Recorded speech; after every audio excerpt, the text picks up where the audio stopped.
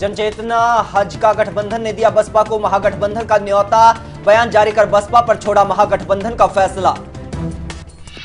रेणुका बिश्नोई का अटपटा बयान, कहा बीजेपी कैप्टन अभिमन्यु को सीएम उम्मीदवार बनाए तो कैप्टन को डलवा दूंगी हजका के भी वोट। बीजेपी प्रदेश चुनाव प्रभारी का कड़ा बयान, सांसदों या किसी और नेता के रिश्तेदारों को नहीं दिया जाएगा टिकट। बीजेपी के कड़े रुख के बावजूद भाजपा सांसद धर्मवीर सिंह ने फिर तो शाम से अपने भाई को लड़वाने की सिफारिश। बीजेपी नेता चौधरी बीरेंद्र सिंह का बड़ा बयान, जींद या कैथल से चुनाव लड़ने के सवाल पर भरी हामी। पूर्व विधायक और बीजेपी नेता पीके चौधरी ने फिर दिया पार्टी की मुश्किलें बढ़ाने वाला बयान, कहा बीजेपी ने बेची 1 दर्जन टिकटें। राज्यसभा सदस्य डॉक्टर केडी सिंह को बनाया गया परिवहन, पर्यटन और सांस्कृतिक मामलों की संसदीय स्थायी समिति का चेयरमैन। नारायणगढ़ के बस हादसे में मरने वालों की संख्या हुई 3, 2 छात्राओं की हुई थी मौके पर मौत, एक शख्स ने पीजीआई में तोड़ा दम। और रेवाड़ी में बिजली विभाग की लापरवाही से बाइक सवार की मौत, 2 युवक घायल।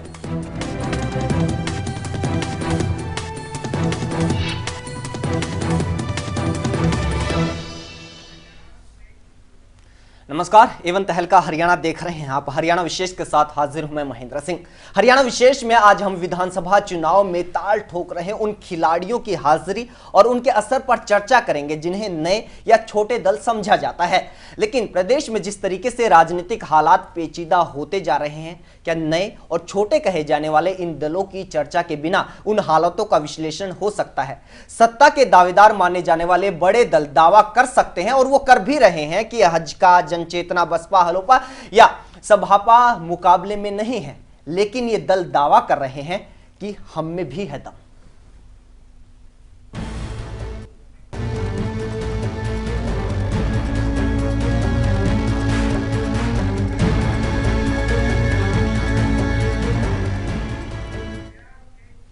जी, इस खास मुद्दे पर खास चर्चा करेंगे, खास मेहमान हमारे साथ जुड़ेंगे। लेकिन इस वक्त आपको एक बड़ी खबर बता दें। बड़ी खबर आ रही है महागठबंधन से जुड़ी हुई। महागठबंधन पर कुलदीप बिश्नोई और विनोद शर्मा ने एक बयान जारी किया है। उनका कहना यह है कि ब्राह्मण, दलित और पिछड़ों को हज का 20-20% टिकटें देने के लिए तैयार है।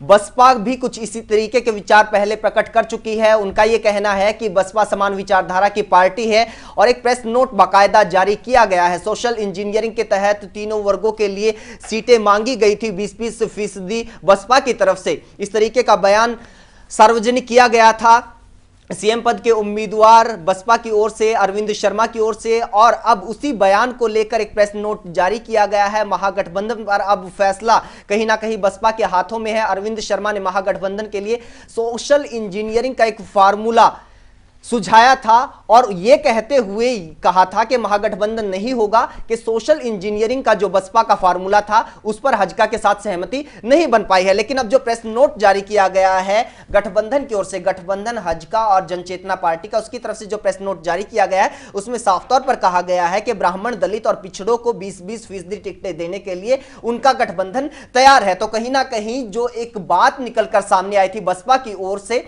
अब एक बात निकल कर आ रही है हजका और जनचेतना गठबंधन की ओर से कि वो बसपा वाले फॉर्मूले पर गठबंधन करने के लिए तैयार है। सवाल यह है कि क्या ये सीधे सीधे न्योता है बसपा के लिए इस गठबंधन की ओर से? सवाल यह है कि क्या सोशल इंजीनियरिंग के मसले पर जिस तरीके से कहा जा रहा था कि सहमति नहीं बन पाई, क्या अब इन तीनों दलों के भीतर सोशल इंजीनियरिंग के फॉर्मूले के ऊपर अब सहमति बनती हुई नजर आ रही है? सवाल यह है कि क्या ये तीनों दल एक साथ आने के लिए तैयार हो गए हैं? सवाल यह है कि क्या गठबंधन की चर्चाएं आज की तारीख में भी जारी हैं?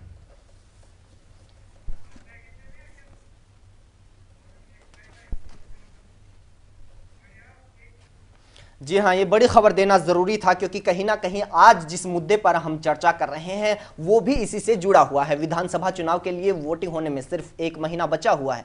कांग्रेस, इनेलो और बीजेपी लगातार जीत का दम भर रही हैं, लेकिन इस मुकाबले में कुछ और पार्टियां हैं जो कह रही हैं कि दम हम में भी है।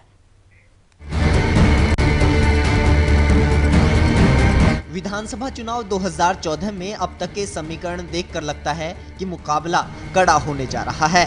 इसकी वजह मुकाबले में कई बड़े और पुराने खिलाड़ियों के साथ नए खिलाड़ियों की एंट्री है। अब तक के हालात को देखकर राजनीतिक विश्लेषक भी समीकरणों के बारे में सटीक भविष्यवाणी नहीं कर पा रहे हैं। हालात ऐसे हैं कि कुछ भी हो सकता है। इतना जरूर कहा जा सकता है कि मुख्य मुकाबला कांग्रेस इनेलो और बीजेपी के बीच नजर आ रहा है, लेकिन इस मुकाबले में हजका की हाजिरी भी अहम है। इस बात से क्या कोई इनकार कर सकता है? हजका के साथ हरियाणा जनचेतना पार्टी का गठबंधन स्थिति को और ज्यादा दिलचस्प बना रहा है, ये भी सब मान रहे होंगे। ऊपर से हरियाणा जनचेतना पार्टी भी चर्चा में रहती ही है।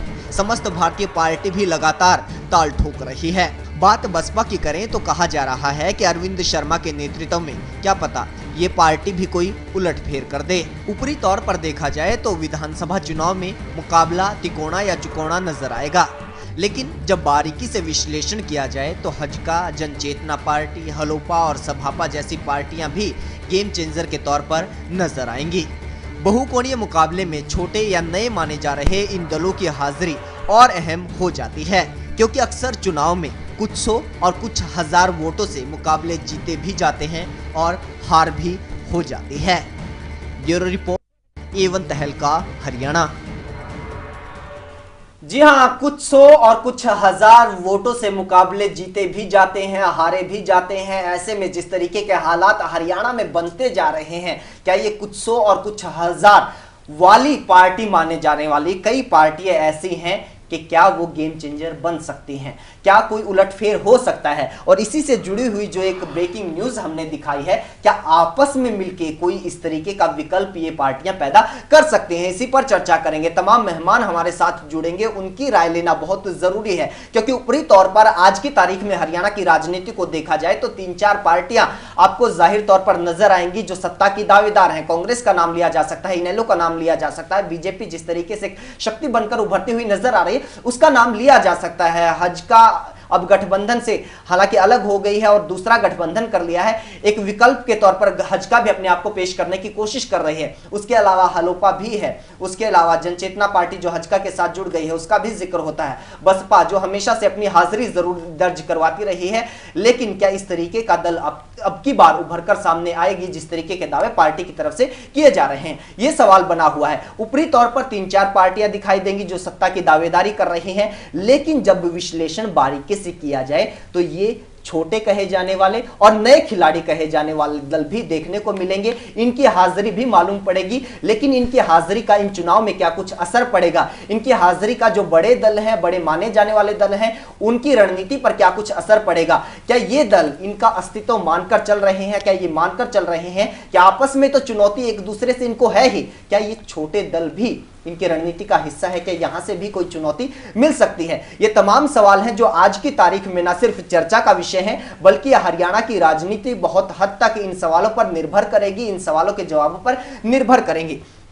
कई ऐसे दल हैं जिनका नाम लिया जा सकता है। समस्त भारतीय पार्टी बार बार ताल ठोकती है, कई तरीके के दावे किए जाते हैं, एड कैंपेन भी चलाया जाता है। हरियाणा लोकहित पार्टी पहली बार चुनाव लड़ने जा रही है, हरियाणा की राजनीति में उतरी है, वो भी जिस तरीके से अपना एड कैंपेन चलाया है, मीडिया में जिस तरीके की कवरेज आज की तारीख में आ रही है, तो चर्चा में एक के बाद एक ये दल बनते रहे हैं। बसपा चर्चा में हमेशा से ही रही है, लेकिन इस बार अरविंद शर्मा का नाम जुड़ा है। सीएम उम्मीदवार घोषित किया गया है अरविंद शर्मा, पूर्व सांसद को। उसके बाद ये कहा जा रहा है कि कुछ वोटों का निश्चित तौर पर फायदा होगा बसपा को अरविंद शर्मा का नाम जुड़ने से। उसके बाद हजका की अगर बात की जाए, गठबंधन से अलग होने के बाद क्या हजका संभल पाएगी? क्या इस तरीके का विकल्प, जिस तरीके का विकल्प बनने का बार बार कुलदीप बिश्नोई दावा करते हैं, वो विकल्प आज की तारीख में भी उस तरीके से लोग देख रहे हैं, हरियाणा की राजनीति देख रही है? ये सवाल निश्चित तौर पर खड़ा हो रहा है। जिस तरीके से हरियाणा जनचेतना पार्टी पहली बार चुनाव लड़ने जा रही है, विनोद शर्मा जिसके प्रमुख हैं, वो अपने आप में क्या कुछ अस्तित्व रखती है, कितने वोट जुटा पाएगी, और हजका के साथ मिलने के बाद उसका जनाधार क्या बढ़ पाएगा? ये सवाल अपने आप में अहम है। और सवाल यहां पर यह भी है कि जिस तरीके से दूसरे दलों से, खासकर कांग्रेस से अलग हो के इन नेताओं ने अपने अपने दल खड़े किए हैं या फिर किसी पार्टी में वो गए हैं, इस टूट फूट का इन बड़े दलों पर क्या कुछ असर पड़ने जा रहा है? खासतौर पर सवाल कांग्रेस के ऊपर खड़ा हो जाता है। अरविंद शर्मा अगर कांग्रेस से अलग होते हैं और बसपा में जाते हैं, तो क्या इसका मतलब यह भी निकाला जाए कि अरविंद शर्मा का जो वोट बैंक था वो बसपा की तरफ शिफ्ट हो जाएगा? सवाल यहां पर यह भी है कि विनोद शर्मा जिस तरीके से कांग्रेस से अलग हुए हैं, उन्होंने अपनी पार्टी बनाई है, उसका नुकसान क्या कांग्रेस को होगा? सवाल यहां पर यह भी है कि जिस तरीके से जो बीजेपी है उसके भीतर एक के बाद एक नेता जा रहे हैं और जिस तरीके से एक के बाद एक दूसरे दलों का जनाधार भी बीजेपी दावा कर रही है कि इन नेताओं के जरिए इनके भीतर जुड़ता जा रहा है, क्या ये गेम चेंजर हो सकता है? सवाल कई सारे हैं, सवाल तमाम दलों के इर्द गिर्द घूमते हैं, लेकिन चर्चा का बड़ा विषय आज की तारीख में हमारे लिए यह है कि जो छोटे और नए दल माने जाते हैं, क्या वो गेम चेंजर बन सकते हैं? क्या वो अपनी हाजिरी दर्ज करवाएंगे? क्या वो अपना असर दर्ज करवाएंगे? और दर्ज करवाएंगे तो किस तरीके से? तमाम मेहमान हमारे साथ जुड़ चुके हैं। Doctor Surendra Dhiman executive editor हैं एवं तहलका हरियाणा के। धीमान साहब स्वागत है आपका चर्चा में। वीरेंद्र सिंह चौहान बीजेपी के नेता है, हमारे साथ जुड़ चुके हैं। चौहान साहब आपका भी स्वागत है। प्रवीण अत्री इनेलो के प्रवक्ता है, आपका भी स्वागत है अत्री साहब। और राहुल राव नेता है कांग्रेस के, आपका भी स्वागत है, दिल्ली से हमारे साथ जुड़े हैं। राव साहब आपका भी स्वागत है। लेकिन डॉक्टर सुरेंद्र धीमान से आपसे चर्चा की शुरुआत करना चाहेंगे ताकि इसे और विस्तार दिया जा सके। क्यों आज की तारीख में ये सवाल किया जा सकता है कि बहुत सारे दल ऐसे भी हैं जिन्हें कांग्रेस से अलग देखा जा रहा है, बीजेपी से अलग देखा जा रहा है और इनेलो से अलग देखा जा रहा है, और क्यों ये सवाल खड़ा हो रहा है कि इनकी ओर भी ध्यान देने की जरूरत है, इनकी हाजिरी और इनके असर को भी ध्यान में रखने की जरूरत है? हरियाणा एक छोटा राज्य है जिसमें केवल 90 विधानसभा सीटें हैं। ऐसी स्थिति में जब कई अलग अलग पार्टियां चुनावी मैदान में उतरती हैं, जैसे 2009 का भी लगभग वही स्थिति जो 2009 में थी, वैसी स्थिति 2014 में चुनाव पहुंचते पहुंचते हो गई है। 2009 के चुनाव में भी कांग्रेस अलग लड़ी थी, आईएनएलडी अलग लड़ी थी, बीजेपी अलग लड़ी थी, हजका अपने अलग लड़ी थी और बीएसपी अलग लड़ी थी। अब कमोबेश 2014 में भी अब ये पार्टी हजका का जो गठबंधन अलग हुआ है बीजेपी से, तो वो भी पार्टी मैदान में आ गई। तो ये 5 पार्टियां तो हैं ही मैदान में। जो 2 पार्टियों का आपने और जिक्र किया है, विनोद शर्मा की जो पार्टी जो कांग्रेस से अलग होकर उन्होंने अपनी पार्टी बनाई, जिसका गठबंधन हजका के साथ हुआ है, और समस्त भारतीय पार्टी जो कि पिछले 2009 के चुनाव में भी थी, और एक जो गोपाल कांडा जिन्होंने अपनी इंडिपेंडेंट शीर्षा से एमएलए बने थे और गृह राज्य मंत्री भी बने, गीतिका कांड की वजह से उनको इस्तीफा देना पड़ा, जेल में भी रहे, और उन्होंने अब अपनी अलग से पार्टी बनाई है। तो 90 विधानसभा क्षेत्र में वो भी लड़ना चाहते हैं।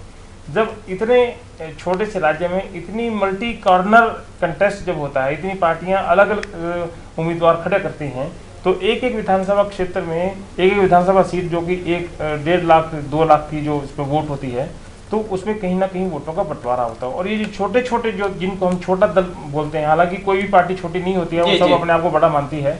और इवन की जिसको आज की हमने जो डिस्कशन में पार्टियां रखी हैं, उसमें आईएनएलडी, कांग्रेस और बीजेपी नहीं रखी थी, उसमें हजका, समस्त भारतीय पार्टी, बीएसपी और उनका पार्टी को रखा था। जैसे ही आपने ओपनिंग किया है, तो उनका महागठबंधन की जो बातें चल रही हैं, ये पिछले कई दिनों से चल रही हैं। जब से हजका का गठबंधन बीजेपी से टूटा है, तब से इस महागठबंधन बनाने की तैयारी की जा रही थी कि बसपा के साथ गठबंधन कर लिया जाए। अगर इनका हम 2009 का वोट बैंक देखें कि वोट बैंक शेयर क्या रहा था, हालांकि 2014 में डॉक्टर साहब ये भी समझना चाहेंगे, आज जो ये खबर आई थी हमने दर्शकों को दिखाई, और ये जो प्रेस नोट जारी किया गया है जनचेतना और हजका गठबंधन की ओर से, इसका मतलब क्या है, मायने क्या निकलते हैं? देखिए, ये एक बात तो मान के चलिए, जब 20 सितंबर को नामांकन पत्र भरने की प्रक्रिया शुरू हो रही है, ऐसी स्थिति में इस महागठबंधन करने के प्रयास के पीछे एक बात बहुत साफ है कि हजका अपने दम पर अकेले चुनाव में उतना नहीं चाहती है। उसको ये लग रहा है कि मैं अपने दम पे अगर 90 की 90 सीटों पे उतरूंगा। हालांकि मजबूरी बस उनको 2009 में करना पड़ा था, और 2014 में अगर ये गठबंधन नहीं होता है बसपा के साथ, महागठबंधन का जिसको नाम दिया जा रहा है, तो उनको फिर 90 की 90 सीटों पर उतरना पड़ेगा। ऐसी स्थिति में कहीं उनको लग रहा है कि वो कमजोर कहीं साबित हो जाए ना हो, इसलिए बीएसपी के साथ गठबंधन की बात चल रही है। लेकिन इसमें एक नीतिगत बात है जो मुझे लग रहा है, हालांकि इतनी 2-3 बार ये खबरें आई हैं, 2-3 बार इन खबरों का जिक्र आया है, अभी आज की ओपनिंग में भी यही बात आई है, पर मुझे लग नहीं रहा कि बीएसपी किसी तरीके से हजका के साथ गठबंधन करेगी, क्योंकि उनकी जो राष्ट्रीय अध्यक्ष हैं मायावती, वो अपनी पार्टी को राष्ट्रीय स्तर की पार्टी बनाए रखना चाहती हैं, और उनका एक वोट बैंक जो है हर विधानसभा सीट पर जो उनका वोट बैंक जाता है, जैसे मैं 2009 की अगर बात करूं तो कुल मिला के जो हरियाणा में उनका वोट बैंक था वो 6.74% था। जी। तो ये एक राष्ट्रीय पार्टी बनाए रखने के लिए किसी राज्य से उनको अपनी अलग से वोट बैंक चाहिए। अगर वो गठबंधन करेंगे तो अगर जैसे कि बीजेपी के साथ भी उनको 45 सीट मिलती थी हजका को, अगर वो 45 सीट बीएसपी पे जाए और 45 सीट पे विनोद शर्मा और हजका जो है कुलदीप बिश्नोई जाए, तो उनकी वोट परसेंटेज कम हो जाएगी। ऐसे इस वजह से ये लग नहीं रहा कि कहीं ये वो परसेंट, और उसके बावजूद ये ऐसे कहते हैं कि दूध का जला छाछ को फूंक मार को पीता है, बीजेपी से वो अलग हुए हैं, तो चाह रहे हैं कि एक गठबंधन बन के एक प्रकार की ऐसी फोर्स तैयार कर ली जाए कि जो उनको थोड़ा सा कहीं वोट बैंक मिल जाए। और बीएसपी के साथ साथ में जैसे हल्का की जो बात करूं तो 7.41% उनको 2009 में वोट बैंक परसेंट मिला था। तो इन दोनों को जब मिला दिया जाए तो करीब 14.5% के आसपास इनका वोट बैंक 2009 में भी था। अगर ये गठबंधन हो जाता है और एक प्रकार से विकल्प देने का प्रयास करते हैं जिनके बारे में चर्चा कर रहे हैं, तो उन बड़ी पार्टियों को जो अपने आप को ये कहते हैं कि हम 60 सीटें लेके सरकार बनाएंगे, ये सभी जो पार्टी बच गई हैं बड़े वाली पार्टी हैं, तो उनको एक चुनौती ये दे सकते हैं। जी, किस तरीके से देखा जाए चौहान साहब, एक मुकाबला देखने को मिला था लोकसभा चुनाव में जी, उससे बहुत कुछ निकल कर सामने आया है। सामने निकल कर ये भी आया है कि नहीं, अब जनता मैंडेट जो देती है वो स्पष्ट देती है। क्या हरियाणा में जो स्थिति है और इन जो छोटे दलों या नए खिलाड़ियों का हम लोग बात कर रहे हैं या कहा जाता है इन्हें, इनका हम जिक्र कर रहे हैं, तो क्या इनकी हाजिरी बीजेपी मानकर चल रही है? जो रणनीति बनाई जाएगी इनको भी ध्यान में रख के बनाई जाएगी? देखिए महेंद्र जी, किसी भी राजनीतिक दल, जो भारत के किसी नागरिक ने कोई राजनीतिक दल बनाया है भारत के कानून के तहत, मैं ये कहकर किसी का अपमान नहीं करना चाहूंगा कि उसका अस्तित्व नहीं है। जो पंजीकृत हो गया उसका भी अस्तित्व है। परंतु मेरा ये मानना है कि चाहे वो हलोपा हो, चाहे वो विनोद शर्मा जी की पार्टी हो, और ये इस तरह के जो दल हैं, या सभापा का भी आपने जिक्र किया, ये व्यक्तियों के और परिवारों के एक एक व्यक्ति के दल हैं। और इनके नेता, चाहे विनोद शर्मा जी हों, वो जहां से लड़े थे जीत करके आए थे, कांग्रेस के दम पर जीत करके आए थे, कांग्रेस के टिकट पर जीत कर आए थे, गोपाल कांडा सिरसा से जीत कर आए थे, इंडिपेंडेंट जीते थे। मेरा ये अनुमान है जमीनी स्थिति का आकलन करने के बाद कि ये नेता अपनी अपनी सीट बचा पाएं तो गनीमत होगी, और जो सभापा के मुखिया हैं वो कहीं अपनी उपस्थिति भी दर्ज करा पाएं तो बहुत बड़ी बात होगी। रही बात बसपा की, बहुजन समाज पार्टी का एक न्यूनतम वोट बैंक जी, वो लगभग हर विधानसभा क्षेत्र में है, वो कहीं ना कहीं उसको मिलता है हमेशा, अगर वो 90 की 90 सीटों पर लड़ेंगे। और मुझे डॉक्टर साहब की बात में दम लगता है कि बहुजन समाज पार्टी, जिसका कि बाग उत्तर प्रदेश में बुरी तरह उजड़ गया है और उसकी राष्ट्रीय पार्टी के नाते मान्यता वो खतरे में पड़ी हुई है, तो बसपा की मुखिया का सबसे पहला एजेंडा अगर हरियाणा में क्या चुनाव के लिहाज से रहेगा तो वो ये रहेगा कि 90 सीटों पर लड़ें, और उनका जो न्यूनतम वोट बैंक है, कहीं वो 1500 है, कहीं वो 3000 होगा, वो उसको प्राप्त करके अपने अस्तित्व को बचाए रखें। मुझे लगता है कि एक तो इन दलों के लिए जो शब्द प्रयोग किया जा रहा है महागठबंधन, मुझे इस शब्द पर ही आपत्ति है। ये पहली बात तो ये गठबंधन होगा नहीं, अगर डॉक्टर साहब जिस तरह की बात कह रहे हैं वो सत्य है और उनके आकलन पे मुझे भरोसा है। दूसरी बात, अगर ये बनता भी है तो इसमें महा क्या है? मुझे लगता है कि महा कुछ नहीं होगा। ये गया गुजरा गठबंधन अगर आप इसको कह दें, जिसका कोई अस्तित्व होने की, जिसमें दमखम कुछ होने की संभावना नहीं है, ऐसा गठबंधन होगा और उससे कोई बहुत बड़ा हरियाणा के चुनावी मानचित्र पर असर नहीं पड़ने वाला है। ये हम लोगों का आकलन है। जी, प्रवीण अत्री जी, इनेलो के देखिए महेंद्र जी, ऐसा है जब भी चुनाव आते हैं तो बहुत सी ऐसी पार्टियां एग्जिस्टेंस बनती है या ऐसी नई पार्टियां बनती हैं चुनाव के नज़दीक आके, और ये हमेशा से रहा है। जब भी चुनाव नज़दीक आएंगे तो बहुत सी छोटी छोटी पार्टियां चुनाव में आती हैं।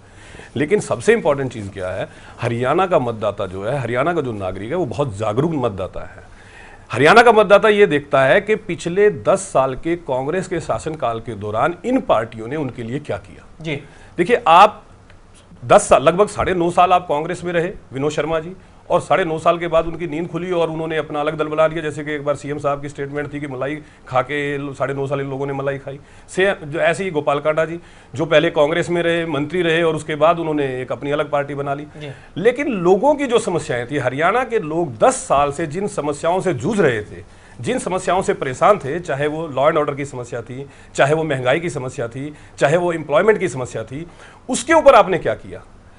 केवल एकमात्र पार्टी है इंडियन नेशनल लोकदल, जो लोगों के बीच में गई, लोगों की समस्याओं को उठाया और बार बार धरने प्रदर्शन किए, सरकार की कुंभकर्णी नींद को खोलने की कोशिश की। ये बात हरियाणा की जनता बहुत अच्छी तरह जानती है। तो इन सब चीजों को अगर आप देखोगे तो मुझे नहीं लगता कि इस तरह की पार्टियों का इलेक्शन के अंदर किसी तरह का कोई प्रभाव पड़ने वाला है, क्योंकि मतदाता ये जानता है कि आपकी लड़ाई पूरे 10 साल के अंदर केवल मात्र इंडियन नेशनल लोकदल ने लड़ी है। इवन बीजेपी के भी 4 एमएलए होते थे, लेकिन बीजेपी के 4 एमएलए जो है उनमें से 3 एमएलए की तो आपने कभी स्टेटमेंट भी नहीं देखी। प्रवीण जी के इस दावे से मैं असहमत हूं, प्रवीण जी के इस दावे से मैं असहमत हूं कि यही इकलौते मैदान में थे जो पार्टी अपोजिशन में रह के लोगों की समस्याओं, प्रवीण जी अपनी लोगों की समस्याओं को उठा सकते। ये कहना कि केवल इंडियन नेशनल लोकदल मैदान में थी, मुझे आपत्ति है।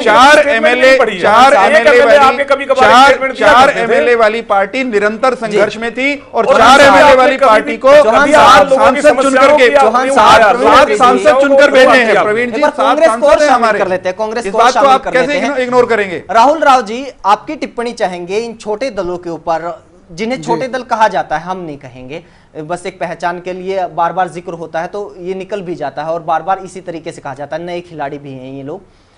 इस वजह से आपकी टिप्पणी अहम हो जाती है कि अरविंद शर्मा ने अलग होकर बसपा का दामन थामा है, क्या उससे कांग्रेस को फर्क पड़ेगा? इस वजह से कांग्रेस मान के चलेगी कि हाँ कुछ असर हो सकता है।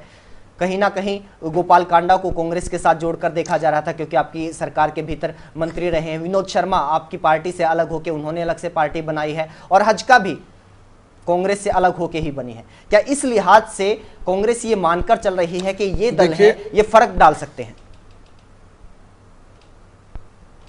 देखिए, जैसे इमाम साहब ने कहा कि सबको अधिकार है राजनीतिक दल पंजीकृत कराने का, इस लोकतंत्र में चुनाव लड़ने का सबको अधिकार है। आप उठा के देखेंगे अगर चुनाव आयोग की लिस्ट को, तो हर रोज देश भर में नई पार्टियां अपडेट होती हैं। जहां तक बात है हरियाणा के परिदृश्य की और हरियाणा की राजनीति में इन लोगों की भूमिका की, तो आप देखेंगे ये नए नए दल आए हैं। इनका अस्तित्व मैं समझता हूं कि कोई भी राजनीतिक दल जब जनता उन्हें ताकत देती है तो उसके आधार पर उनकी मजबूती होती है। कोई भी राजनीतिक दल जो पिछले, चाहे अभी कल परसों हम देख रहे थे कि रणवीर शर्मा जो रिटायर्ड आईपीएस हैं, उन्होंने भी एक पार्टी बनाई है, गोपाल कांडा जी ने भी एक पार्टी बनाई है, विनोद शर्मा जी ने भी बनाई है, कुलदीप बिश्नोई जी ने भी बनाई, बहुत सारे राजनीतिक दल हैं, सभापा भी है, सुदेश अग्रवाल जी काफी समय से चलाते हैं, एक राष्ट्रीय सहारा पार्टी, बहुत सारी ऐसी पार्टियां होंगी जो मेरे साथी यहाँ टीवी में बैठे वो जानते भी नहीं होंगे। जी। मैं समझता हूं कि अपने आप को जिनको दूसरे राजनीतिक दलों में शायद स्थान नहीं मिल पाता होगा, बहुत सारे तो वो लोग हैं, या कुछ लोग शौक के तौर पर राजनीति में जो है पदार्पण करने के लिए एक प्लेटफॉर्म जिनको नहीं मिल पाता वो भी गठन करते हैं। और इसके अलावा मैं नहीं समझता कि हरियाणा की राजनीति में बहुत अधिक महत्व इन राजनीतिक दलों का रहेगा आने वाले समय में। हरियाणा की जिस तरह से मेरे साथ जो सवाल किया था उसके साथ ये भी जोड़ा था कि विनोद शर्मा अगर कांग्रेस से अलग होते हैं, अलग पार्टी बनाते हैं, क्या उस लिहाज से फर्क नहीं पड़ेगा? अरविंद शर्मा अलग होते हैं, पार्टी बनाते हैं, क्या उस लिहाज से फर्क नहीं पड़ेगा? गोपाल कांडा को कांग्रेस के साथ जोड़कर देखा जा सकता है, क्या उस लिहाज से फर्क नहीं पड़ेगा? जी देखिए, नहीं, गोपाल कांडा जी निर्दलीय के रूप में चुनाव जीते थे, उस समय वो पार्टी में शामिल हुए, उन्होंने सरकार को समर्थन दिया और वो मंत्री बने। जहां तक आप विनोद शर्मा जी की कहेंगे, निश्चित तौर पे जो किसी बड़े राजनीतिक दल को या पुराने राजनीतिक दल को जिसका बहुत पुराना राजनीतिक वो है, इतिहास है, मैं समझता हूं कि जो 10 को पुराने राजनीतिक दल हैं उनमें से आप उनकी पार्टी से चुनाव लड़ते हैं तो निश्चित तौर पे आपको एक निश्चित वोट बैंक मिलता है जो उनके कैडर होता है, उनके कार्यकर्ताओं का होता है। लेकिन जब आप उस पार्टी को छोड़ के चले जाते हैं तो कहीं ना कहीं वो कैडर आपसे छूट जाता है, चाहे वो कोई भी व्यक्ति हो, चाहे वो किसी भी दल के अंदर चाहे कितने बड़े स्थान पर रहे हों, लेकिन जब आप वो पार्टी छोड़ जाते हैं तो उस पार्टी के कार्यकर्ता आपसे अलग हो जाते हैं। तो जब आप बिना कार्यकर्ताओं के, बिना राजनीतिक किसी बड़े राजनीतिक दल के मैदान में उतरते हैं, मैं समझता हूं कि ये राजनीतिक दल एक तौर पे निर्दलीय ही समझिए, केवल पार्टी अपनी है और पार्टी का नाम है। ठीक है जी चौहान साहब, मुझे सिर्फ इसमें इतना जोड़ना है कि जो जिन दलों पर हम चर्चा कर रहे हैं वो चुनाव भी लड़ेंगे, प्रत्याशी भी उतारेंगे, खर्चा भी करेंगे, कहीं ना कहीं उनके वाहन भी चलते हुए दिखाई देंगे चुनाव के मैदान में, लेकिन जो उनका कुल मिलाकर के गणित है वो आखिर में निकलेगा 0 जमा 0 जमा 0 जमा 0 बराबर है 0। उससे अधिक उनका अस्तित्व, कम से कम जो ये व्यक्तियों की पार्टियां हैं, परिवारों की पार्टियां और नई हैं, एक एक व्यक्ति ने अपना दल खड़ा किया है। दूसरा एक बड़ा एक बात हरियाणा की फील्ड में जो ग्रामीण अंचल में बड़ी चर्चा में है जी, वो मैं अपने आपके साथ भी साझा करना चाहूंगा। वो ये है कि कुछ लोगों को ये लगता है कि ये चाहे विनोद शर्मा जी हों, चाहे गोपाल कांडा जी हों, जो लोग कांग्रेस के शासन में सरकार का हिस्सा रहे, कुछ लोग ये बात भी हरियाणा में करने लगे हैं कि कहीं किसी सुनियोजित कार्यक्रम के तहत इन लोगों को अलग तो नहीं किया गया कांग्रेस से, ताकि बीजेपी ये को भी लोग समझना ताकि चाहिए, ये ऐसा ये लोग बात तो। ताकि ये लोग बीजेपी ताकि को समझना चाहिए। एक क्षण सुनिए तो सही, ताकि ये लोग जो एंटी कांग्रेस एटमॉस्फेयर हरियाणा में है, क्योंकि 10 साल उनका कुशासन झेला है हरियाणा के लोगों ने, उन लोगों को वो सत्ता से बाहर करना चाहते हैं, लोग जो है कांग्रेस को बाहर करना चाहते हैं, तो एंटी कांग्रेस वोट्स को बांटने की भी एक कांग्रेसी गेम प्लान हो सकती है। इसमें इस तरह की चर्चा हरियाणा में आम ग्रामीण करने लगा है। लेकिन हमको जो विश्वास है, हमें आपने भी एक बात कही थी कि जनता अब बहुत सारी चीजों को समझने लगी है और कई बार तो हम लोगों से ज्यादा समझती है। जनता स्पष्ट बहुमत देने के मूड में है। हम तो देखिए महेंद्र जी, पूरे इस चुनावी दंगल में हम तो हरियाणा के लोगों के सामने हाथ जोड़कर ये कहने वाले हैं कि जो मतदान, जो भी आपने जो देना मैंडेट देना है, वो 2 टूक साफ सुथरा मैंडेट दीजिए। जैसे स्पष्ट बहुमत दिल्ली में दिया है, हमें चंडीगढ़ के लिए भी वैसा ही मैंडेट देकर के देश का, प्रदेश की सेवा करने का अवसर दीजिए। जी जी, अत्री साहब। देखिए, एक महेंद्र जी जैसे चौहान साहब ने कहा, इस बात से मैं बिल्कुल सहमत हूं कि हरियाणा में इस वक्त एंटी कांग्रेस माहौल है। आप इन दलों का क्या होने वाला है, ये कैसे अपने आप को साबित करेंगे, इस बात को समझने के लिए ये समझना बहुत जरूरी है कि इस वक्त हरियाणा के राजनीतिक हालात, मतदाता की सोच क्या है। इस वक्त हरियाणा का मतदाता पूरी तरह से परेशान है कांग्रेस के कुशासन से, उसको कांग्रेस के कुशासन से छुटकारा चाहिए। तो मतदाता अब क्या सोचता है कि वो उस पार्टी को वोट करेगा जिसका उसको पता है कि यही पार्टी आपको कांग्रेस के कुशासन से मुक्ति दिला सकती है और यही पार्टी है जो आपकी भलाई के काम कर सकती है। ये चीजें निश्चित करेंगी कि ये जो छोटे छोटे दल जो इलेक्शन के नजदीक आके अस्तित्व में आए हैं, इनका क्या होने वाला है। जैसे अभी बात चल रही थी कि ये भी एक कहीं ना कहीं चर्चा है कि किसी तरह से ये एंटी जो कांग्रेस वोट है उनको डिवाइड करने की साजिश ना हो, लेकिन मतदाता जागरूक है, इसमें कोई संदेह नहीं है। मतदाता इस बात को बहुत बेहतर समझता है और वो जब वोट डालेगा तो इस चीज को साबित भी करेगा। जी, एक छोटे से ब्रेक के लिए हम रुकना है। तमाम मेहमान हमारे साथ बने हुए हैं, चर्चा लगातार जारी है। छोटा सा ब्रेक।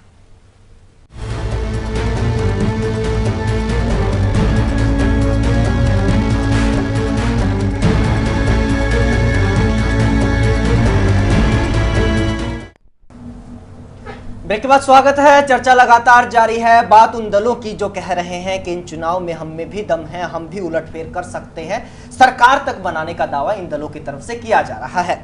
हजका के वरिष्ठ नेता सुभाष बत्रा हमारे साथ फोन लाइन पर जुड़ चुके हैं। बत्रा साहब, स्वागत है एवं तहलका हरियाणा पर आपका। थैंक यू, धन्यवाद। जी बत्रा साहब, कांग्रेस के भी प्रवक्ता, इनेलो के भी प्रवक्ता और बीजेपी के भी प्रवक्ता हमारे साथ जुड़े हुए हैं, लगातार चर्चा कर रहे हैं और ये कह रहे हैं कि हजका का कोई असर नहीं पड़ेगा और कई सारे दल हैं उनका कोई असर नहीं पड़ेगा। आपसे सवाल ये है, क्यों आप लोगों की तरफ से ये दावा किया जा रहा है कि हजका और जनचेतना पार्टी का गठबंधन भी चुनाव में है और गेम चेंजर हो सकता है, सत्ता की चाबी तक हासिल कर सकता है? जी, मैं ये कहता हूँ कि ये बिल्कुल सच्चाई है इसमें और आने वाले टाइम के अंदर महागठबंधन होने जा रहा है और आप देखना सत्ता के दरवाजे तक हम ही जाएंगे और बहुत जल्द आपके सामने सारी चीजें साफ हो जाएंगी। महागठबंधन होने जा रहा है जी। कब तक ऐलान हो जाएगा? प्रदेश के तमाम लाइक माइंडेड पार्टीज इकट्ठी हो रही हैं और उनका तालमेल चल रहा है और आप देखना ये चाहे बीजेपी हो चाहे कांग्रेस हो, कांग्रेस तो वैसे ही डूबता हुआ जहाज है, उसका तो कोई जिक्र करना ही ठीक नहीं है। जहां तक भारतीय जनता पार्टी की बात है, ये पूरी तरह से एक्सपोज हो चुके हैं। और जी बत्रा साहब, निश्चित तौर पर आगे बढ़ेंगे इस चर्चा में। क्या महागठबंधन होने जा रहा है और ऐलान कब तक कर दिया जाएगा? ये आने वाले 2 दिनों के अंदर आपको बिल्कुल सिचुएशन स्पष्ट हो जाएगी। नहीं, स्थिति साफ हो जाएगी या फिर महागठबंधन का ऐलान होगा? महागठबंधन होने की पूरी संभावना है, 90% महागठबंधन हो जाएगा। आधार क्या? आधार ये है कि हम चाहे दलित वोट बैंक की उनको सीटें देने की बात हो, चाहे बैकवर्ड क्लास के लोगों को सीट देने की बात हो, चाहे ब्राह्मणों को सीट देने की बात हो, अंडरस्टैंडिंग लगभग तकरीबन हो चुकी है और आने वाले टाइम में बहुत जल्दी गठबंधन होने की संभावना है। सुभाष बत्रा जी, आज ही एक प्रेस नोट आपके गठबंधन की तरफ से जारी किया गया है, उसमें यही बातें कही गई हैं। सवाल आपसे ये है कि अगर आप लोग सहमत हैं इन चीज़ों को लेकर तो आपस में बैठ के आप लोगों की चर्चा होनी चाहिए। ये मीडिया में संदेश देने की क्यों जरूरत आन पड़ी और बसपा से वाद करने का, बात करने का मीडिया के जरिए क्यों जरूरत पड़ रही है आप लोगों को? देखिए, ऐसा है कि हमारी बाकायदा चर्चा चल रही है। हाँ जी। और हमारे कुलदीप बिश्नोई जी की जितने भी बीएसपी के सीनियर लीडर्स हैं उनके साथ बातचीत हो रही है।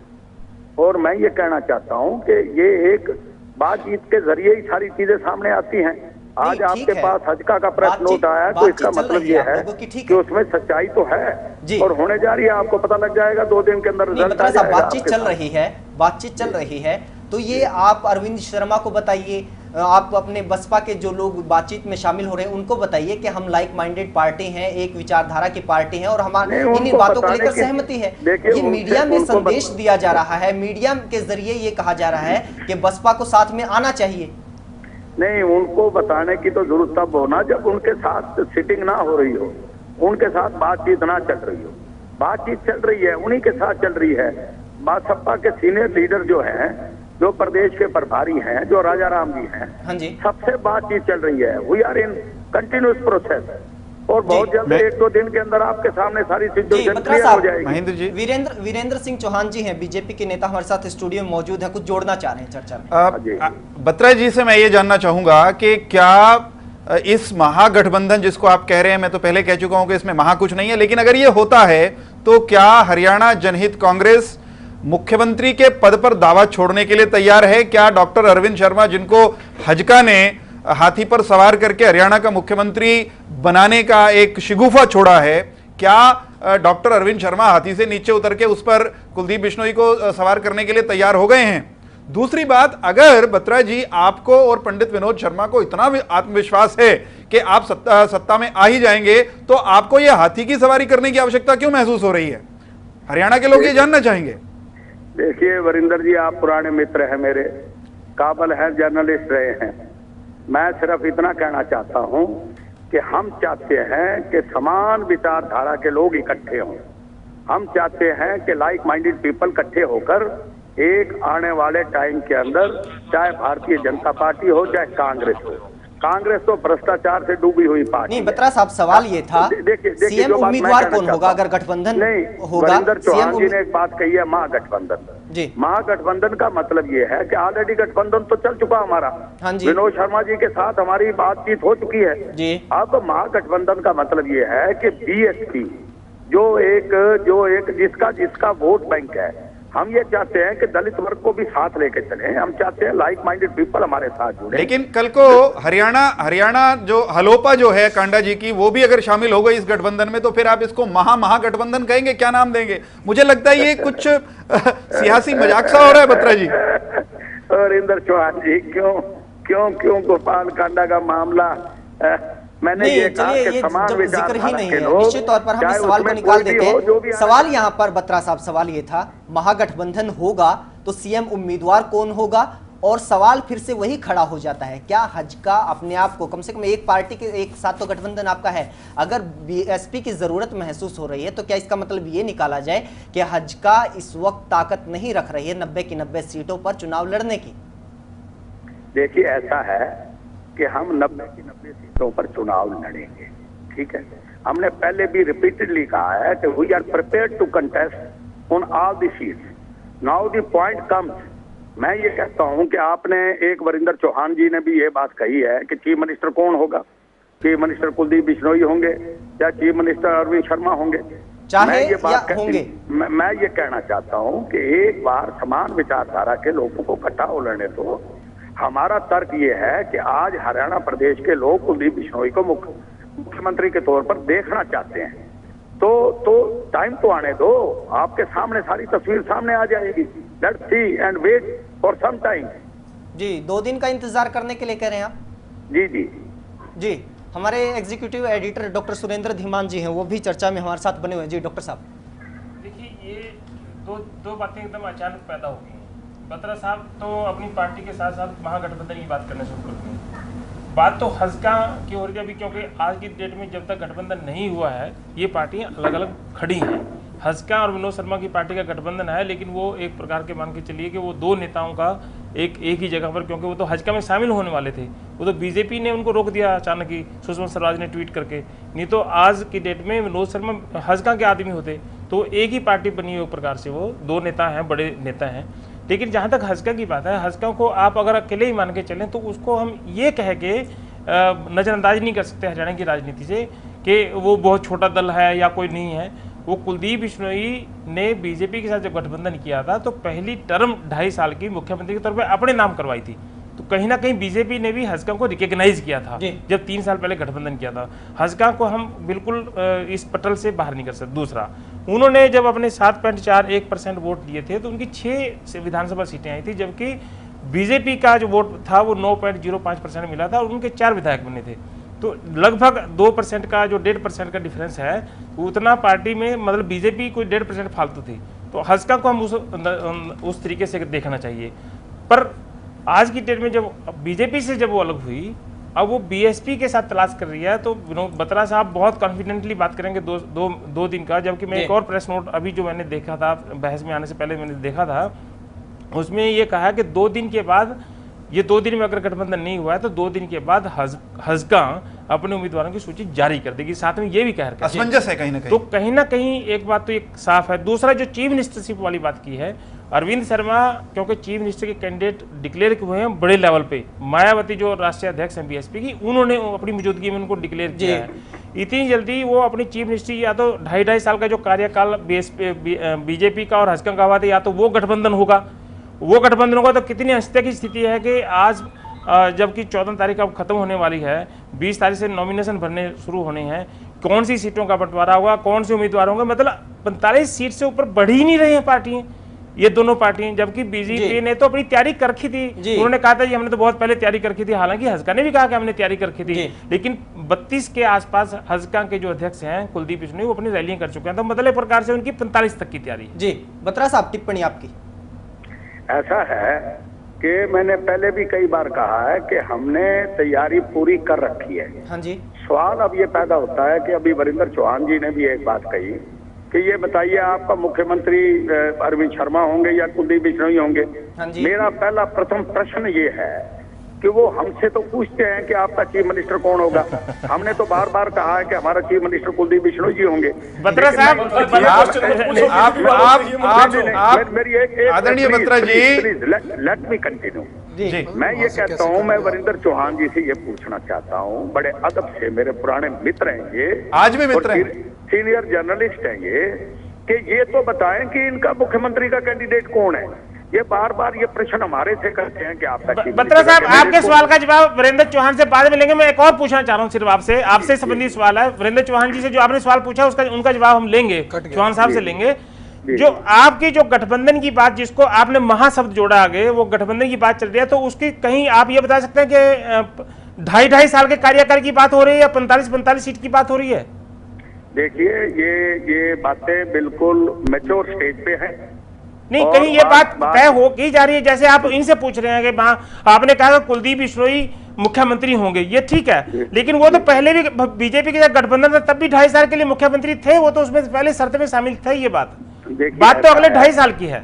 ऐसा है कि पहले जब गठबंधन की बात हुई थी मायावती जी के साथ, चौधरी भजन लाल जी उस वक्त जीवित थे, उस वक्त कुलदीप बिश्नोई जी के साथ गए थे और वहां बैठ के 50-40 सीटों का बंटवारे की बात हुई थी। 50 पे हरियाणा जनहित कांग्रेस लड़ेगी और 40 पे बीएसपी लड़ेगी। नाउ दी सेम सिचुएशन वहीं की वहीं खड़ी है। लेकिन वो तो टूट चुका था, गठबंधन होने के बाद भी कुछ दिन तक ऐलान चलता रहा, प्रेस क्लब चंडीगढ़ में प्रेस कॉन्फ्रेंस में, फिर वो गठबंधन भी टूट गया था। नहीं, गठबंधन टूटा तो नहीं था, लेकिन चलो नहीं, गठबंधन टूटा था क्यों नहीं? बीएसपी ने 90 की सीटों में लड़ा, हंसका ने 90 सीटों में लड़ा। तो हमें चर्चा को थोड़ा और आगे बढ़ाना पड़ेगा। महागठबंधन मैच्योर स्टेज पे है और 4-5 सीट का ऊपर नीचे का कोई फर्क नहीं पड़ता है।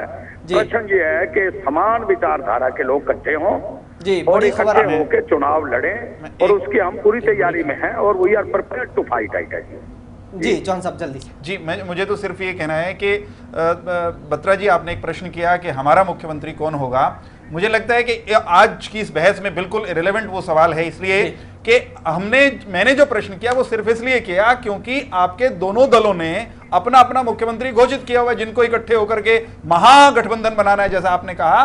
तो और हमारे मुख्यमंत्री का जहां तक सवाल है, हम बारंबार ये कह रहे हैं कि हम हरियाणा में 2/3 बहुमत के साथ जीत कर आ रहे हैं। आधे घंटे में बैठ करके हमारे विधायक तय कर लेंगे, हमारा केंद्रीय नेतृत्व तय कर लेगा कौन मुख्यमंत्री होगा। सुभाष बत्रा जी, बहुत बहुत शुक्रिया आपका वक्त देने के लिए, चर्चा में शामिल होने के लिए। निश्चित तौर पर चर्चा को आगे बढ़ाना चाहेंगे। और राहुल राय जी हमसे दूर बैठे हुए हैं, इसलिए शायद से उनको इस बात का खामियाजा भी भुगतना पड़ रहा है कि ज्यादा वक्त उनका नहीं ले पा रहे हम। राव साहब, किस तरीके से देखते हैं, एक महागठबंधन होने जा रहा है, एक ब्रेकिंग न्यूज एवं तहलका हरियाणा पर दे रहे हैं सुभाष बत्रा जी, और मैच्योर स्टेज में बताया जा रहा है कि चर्चा पहुंच चुकी है। अब क्या मानते हैं कि हजका, फिर बसपा और साथ में जनचेतना नुकसान पहुंचा पाएगी कांग्रेस को और दूसरे जो बड़े दल हैं? देखिए, सुभाष बत्रा जी बड़े सम्माननीय हैं, लेकिन उन्होंने बहुत सारी ब्रेकिंग न्यूज दी है इससे पहले भी। अभी हंजका की, क्योंकि अभी कुछ ही दिन पहले वो दोबारा हंजका में आए हैं, और ये गठबंधन जितने भी हैं, चाहे वो भारतीय जनता पार्टी और हंजका का रहा हो, वो भी लालचवश टूटा। उससे पहले चाहे पिछली बार चुनाव में जो गठबंधन की भूमिकाएं थी वो टूटी, चाहे लोकसभा चुनावों के दौरान उम्मीदवारों को शामिल कराने की बात रही हो, या चुनाव से ऐन पहले सीटें बदलने की बात रही हो। आपने देखा होगा सिरसा में उम्मीदवार एक दिन पहले बदले गए, करनाल के अंदर एक दिन पहले निश्चित किया गया, दूसरे दिन बदले गए। ये सब गठबंधन नहीं है, सत्ता के लालची लोग हैं जो किसी न किसी ऐन केन प्रकरण के तहत हरियाणा की राजनीति में अपने आप को शामिल करना चाहते हैं, सत्ता पे काबिज होना चाहते हैं। लेकिन हरियाणा की जनता बहुत जागरूक है, और इस तरह के जो मौका परस्ती की राजनीति करने वाले लोगों को बड़े अच्छे तरीके से लौटेंगे। अशोक बुआनीवाला हैं, हलोपा के नेता, भी हमारे साथ फोन लाइन पर जुड़ चुके हैं। अशोक जी, स्वागत है एवं तहलका हरियाणा पर आपका। जी बताएं। जी अशोक जी, क्यों हलोपा ये दावा कर रही है कि वो भी फाइट में है, वो भी टक्कर दे सकती है इनेलो को, कांग्रेस को, बीजेपी को? निश्चित तौर पे हम लोग बहुत सारी सीटों पर जीत की स्थिति में है, और बहुत सारी सीटों पर हम लोग फाइट दे रहे हैं। मैं समझता हूँ कि हम सत्ता के बहुत करीब पहुंचने वाले हैं। और जो लोग ये सोचते हैं कि ये छोटी पार्टी है, छोटी पार्टी नहीं, एक नया विकल्प है हरियाणा की जनता के लिए, क्योंकि जनता आज कांग्रेस को, भारतीय जनता पार्टी को, इनेलो को, सभी को देख चुकी है, उनकी नीतियां देख चुकी है, वो किस तरह से दोगली बातें करते हैं, किस तरह से एजेंडे में बातें करते हैं, और एजेंडे से बाहर कभी काम ही नहीं करते, उस एजेंडे के बाहर काम करते हैं और उस एजेंडे को देखते हैं। लेकिन यहाँ पर जो इनेलो के प्रवक्ता हमारे साथ बैठे हुए हैं, बीजेपी के नेता हमारे साथ बैठे हुए हैं, कहना यह है इनका कि खुद गोपाल कांडा अपनी सीट बचा ले तो बड़ी बात होगी। देखो क्या है कि ये जितने भी नेता हैं जो इसके की बातें करते हैं, इनकी स्थिति भी बहुत खराब हो चुकी है, क्योंकि आज भारतीय जनता पार्टी जिस गरूर में घूमती है, जो पार्लियामेंट में मैंडेट उनको मिला, उस बात को लेकर विधानसभा में बुलाना चाहती है। और एनएलओ के जो लीडर ये बोलते हैं, उनके तो नेता ही जेल में बंद हैं, तो ऐसी बात वो लोग कहें तो आज हरियाणा की जनता इस हर चादे को समझती है जी, और इनकी चक्कर नहीं है। जी अत्री साहब, प्रवीण अत्री हैं, इनेलो के प्रवक्ता हैं, हमारे साथ स्टूडियो में मौजूद हैं, कुछ जोड़ना चाह रहे हैं? देखिए अशोक जी, ऐसा है, ये चीज जो है इलेक्शन की वस्तुस्थिति हरियाणा में क्या है ये सबके सामने स्पष्ट है। और जिस तरह से आपके गोपाल कांडा जी की शाहबाद में रैली हुई है, वो आपको भी याद होगा, उससे भी आपको बहुत स्पष्ट हो चुका होगा कि आप हरियाणा में कहाँ पे रहते हैं, मतलब कहाँ आपकी एग्जिस्टेंस है। क्योंकि जिस रैली में आप 200 लोग नहीं जोड़ पाए और आप बात करते हो कि हम सरकार बनाएंगे। देखिए लोकतंत्र है, लोकतंत्र के अंदर दावा करना हर किसी का हक है, लेकिन दावे वो होने चाहिए जो सच्चाई के नजदीक हो, हवा में दावा नहीं होना चाहिए, पहली चीज। और आप जैसे इंडियन नेशनल लोकदल के बारे में बोल रहे हैं, ये आप भी जानते हैं और सच्चाई से सभी दल जो है इस वक्त अवगत है अच्छी तरह से कि इंडियन नेशनल लोकदल ही वो पार्टी है जो हरियाणा में आने वाली सरकार बनाने वाली है, और जिसने आने वाली सरकार बनाने की नींव रखनी शुरू कर दी है। तो इस सच्चाई को तो आपको मानना पड़ेगा। और जिस तरह से आपकी मैसिंग जो इलेक्शन के दौरान चल रही है वो अखबारों में अक्सर पढ़ने को मिल जाता है, तो कृपया दावा वो करें जो सच्चाई के नजदीक। ठीक, अशोक जी टिप्पणी। बात ये है कि जो एनएलओ के मेरे भाई बोल रहे हैं, हाँ जी, काफी चीजों को शिफ्ट ढंग से प्रस्तुत कर रहे हैं।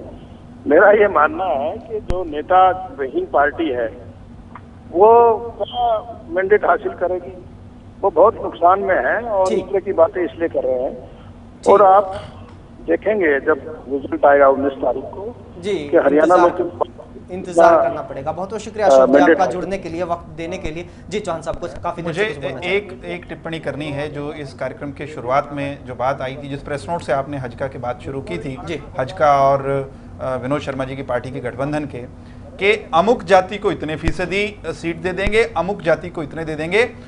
कितनी विचित्र स्थिति हरियाणा की राजनीति में पैदा हो गई है कि चुनाव आयोग कहता है कि जाति का नाम आपको लेना नहीं है जब आप चुनाव प्रचार करने जाएंगे, और यहां पर इतना नीचे ये लोग गिरना चाहते हैं कि जातियों के नाम लेकर के अमुक को इतनी सीट देंगे, अमुक को इतनी सीट देंगे, इस तरह की बात कर रहे हैं। हरियाणा को महेंद्र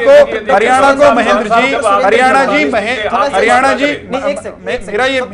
मेरा ये मानना है कि जातीय जहर में घोलने का। सुरेंद्र धीमान जी, शायद से इस तरीके की कोई मनाही है या नहीं है? नहीं, चौहान साहब थोड़ा बहस को डाइवर्ट कर रहे हैं। हर पार्टी जातिगत आधार पर और इवन के और इसके भी आगे जाएं उसके आधार पर टिकटों का बंटवारा करती है जी। चुनाव आयोग के निर्देश है कि आप जातिगत धार्मिक आधार पर वोट नहीं मांग सकते। जाति पर मांगने की छूट है क्या? आप नहीं, जाति की तो बात ही नहीं होती, जाति पे कहीं मनाही ही नहीं है। आप सब लोग कहते हैं कि हमने आखिरी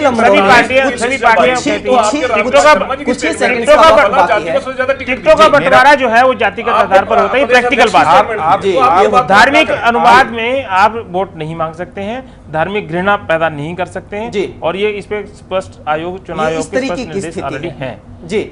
और जहां तक आखिरी लम्हों में छोटी छोटी टिप्पणी ले लेते हैं। राहुल राव जी, आपकी टिप्पणी किस तरीके से देखते हैं? कांग्रेस की स्थिति को कितना नुकसान या पहुंचा भी पाएंगी? कोई नुकसान नहीं है जो जिन्हें तथाकथित छोटे दल या फिर नए खिलाड़ी कहा जाता है। बहुत छोटी सी टिप्पणी। मैं यही कहना चाहता हूं, जिस तरीके से हरियाणा के इतिहास में दूसरी बार, पिछली बार जनता ने कांग्रेस को मौका दिया था, अब की बार हरियाणा की जागरूक जनता तीसरी बार पिछले 10 सालों में जो समान विकास हरियाणा का हुआ है, उस चौधरी भूपेंद्र सिंह हुड्डा जी के नेतृत्व में तीसरी बार हरियाणा में सरकार कांग्रेस की बनेगी। और जो ये राजनीतिक दल अपने पदार्पण करने पे लगे हैं, ये इसी तरीके से, जिस तरीके से बहस में आपस में उलझे रहे थे, ये तीसरे, चौथे और 5वें नंबर की लड़ाई लड़ते रहेंगे और कांग्रेस जनता के हित में इसी तरीके से काम करती रहेगी। और सरकार छोटी सी टिप्पणी आखिरी लम्हों में, राजनीतिक विश्लेषक के तौर पर भी जानना चाहेंगे, क्या हाजिरी रखती है ये दल भी? बिल्कुल, इनकी उपस्थिति को नकारा नहीं जा सकता, लेकिन इनकी उपस्थिति का परिणाम मैंने बता दिया, 0 = 0 बराबर है 0। जहां तक कांग्रेस के मित्र ने कहा, असमान विकास और भेदभाव के लिए जाने जाने वाली कांग्रेस की विदाई का समय आ गया है। और हम लोगों का प्रयास यह है, जैसे लोकसभा में एक अंतिम वाक्य के इस लोकसभा के चुनाव में हरियाणा के लोगों ने जाति से ऊपर उठकर वोट दिया था, विधानसभा के चुनाव को भी हम जाति से ऊपर उठाने का प्रयास करेंगे। हरियाणा में की लड़ाई लड़ रही है, जो पार्टी अपना अस्तित्व बचाने के लिए लड़ रही है, वो क्या नुकसान पहुंचाएगी? मुझे नहीं लगता कि इन पार्टियों से इस इलेक्शन में किसी तरह का किसी कोई नुकसान होने वाला है, या ये अपनी उपस्थिति बहुत स्ट्रांगली दर्ज करवाएंगे, मुझे ऐसा भी नहीं लगता। कुछ सेकंड का वक्त है। डॉक्टर सुरेंद्र धीमान जी, आपकी टिप्पणी उस लिहाज से चाहेंगे, जब फैसले कुछ 100 और कुछ 1000 वोटों के अंतर से हो जाते हैं, ऐसे में क्या कोई फर्क पड़ पाएगा हार जीत के ऊपर? हरियाणा में इन राजनीतिक दलों का, जिनके बारे में आज का विषय था चर्चा का, बहुत महत्वपूर्ण रखते हैं, और ये किसी ना अपने आप वो सीट जीतने में कितने कामयाब होते तो समय बताएगा, लेकिन किसी की हार करवाने में बहुत महत्वपूर्ण इनका योगदान रहेगा। इनको हम किसी भी तरीके से नकार नहीं सकते हैं। इनका वोट बैंक 1% वोट बैंक है और वो रहेगा जी। जब थोड़ा सा और नीचे जाके विश्लेषण करना होता है तो ये तमाम चीजें भी देखने को मिलती हैं, और कुछ एक वोटों के हिसाब से भी हार जीत तय होती है। ऐसे में चर्चा जरूरी हो जाती है कि इन दलों पर भी चर्चा करनी चाहिए। आज की चर्चा में इतना ही। बहुत बहुत शुक्रिया तमाम मेहमानों का चर्चा में जुड़ने के लिए। हरियाणा विशेष में आज इतना ही। नमस्कार, धन्यवाद।